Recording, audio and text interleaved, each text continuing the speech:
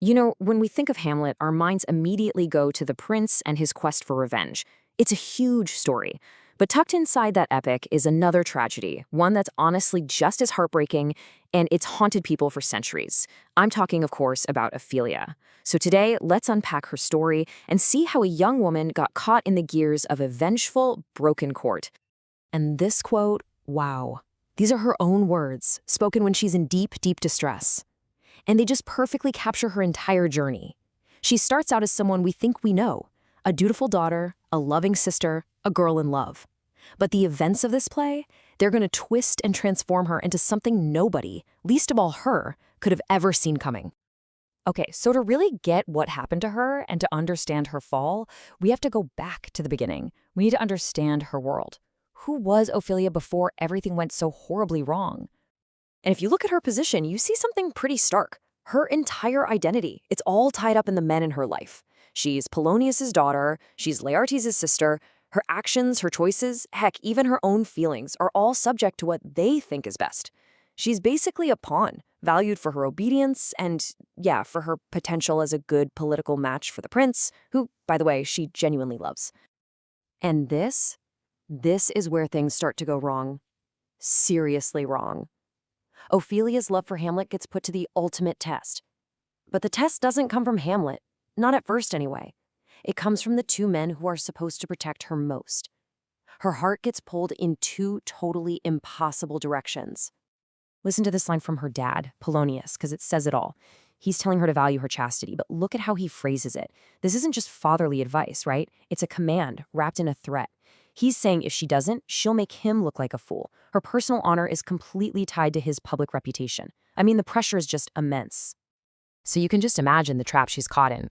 On one side, you've got her dad and her brother breathing down her neck, telling her Hamlet's vows are fake, that he's just using her. But on the other side, she has her own heart. She has the letters he wrote her, the gifts, all these tenders of his affection. She's being forced to choose between obeying her family and trusting the only person who's ever made her feel truly loved.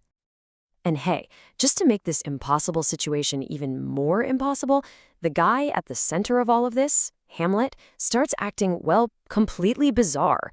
His antic disposition, his pretend madness, it doesn't just confuse the court, it terrifies Ophelia. The person she loves is suddenly a stranger, and she's got absolutely no one she can turn to. She is totally, utterly alone. You know, everyone has a breaking point. And for Ophelia, it wasn't just one single thing. It was this rapid-fire, brutal succession of traumatic events that just completely shattered the foundations of her entire world. And it starts with this just brutal public takedown by Hamlet. He denies he ever loved her, he attacks her character, her virtue, and he tells her to go to a nunnery, which is this cruel, nasty double entendre. It could mean a convent, sure, but it could also mean a brothel. He just destroys her heart and humiliates her in front of everybody. And what's so crucial here is the speed. I mean, there's no time to even breathe. First, you have that vicious verbal assault. Then she has to sit there and watch Hamlet use a play to basically accuse his own mother and uncle of murder. And just as she's reeling from that, the final unthinkable blow lands. Hamlet kills her father, mistaking him for someone else. One thing after another. Bam, bam, bam. Just try to wrap your head around that for a second. The psychological horror of it. The two most important men in her life, her lover and her father, have just collided in the most violent way you can imagine. Her whole world, her entire reality, is fractured beyond any hope of repair. This is the moment her mind breaks. So what comes next is what everyone calls Ophelia's mad scene.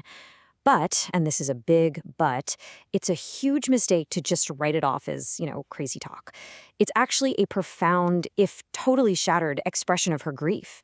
It's her way of finally speaking truths that she was never allowed to say out loud. Her so-called madness isn't just a lack of meaning, it's actually an overflow of it. All that pain, the betrayal from Hamlet, the bottomless grief for her dad, the loss of her own identity. It all just comes pouring out in this tragic, new language that only she understands. And the symbolism? Oh, it's absolutely brilliant. The songs she sings are all about betrayed women and dead fathers. The flowers she hands out aren't random at all. She gives the king fennel and columbines, symbols of flattery and cheating. She gives the queen rue for sorrow, and she makes a point to say that the violets, which stand for faithfulness, well, they all withered when her father died. In her madness, she's finally free to deliver a final damning judgment on the whole rotten court. All right, so that brings us to the end of her story. And her death, just like so much of her life, is told to us by other people. And what they leave us with is this beautiful but deeply, deeply unsettling mystery. So Queen Gertrude is the one who tells us what happened, and she delivers this really famous, poetic speech about Ophelia drowning. It's gorgeous, honestly. It paints this picture of a serene, almost peaceful death. She's like a mermaid, singing right up until the very end. But listen closely to how she tells it. It's really passive, right?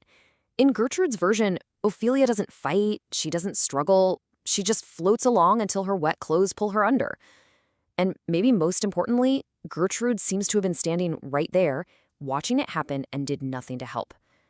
This whole romantic story, it just feels a little off, doesn't it? But then we get a totally different story. The gravediggers, who are literally digging her grave, have a much more cynical, down-to-earth take. They're debating whether she even deserves a proper Christian burial, which would only ever be denied if she'd committed suicide. They directly challenge the official story the court is spinning. And that's the question we're left with, isn't it? Was her death a tragic accident? The last passive moment of a life she couldn't control? Or was it her one final active choice? Her only way to escape a world that had given her nothing but pain? The play, of course, never gives us a straight answer, and maybe that's the point. Her story remains this haunting question mark, a timeless reflection on lost innocence, and a voice that was silenced by a world that just refused to listen.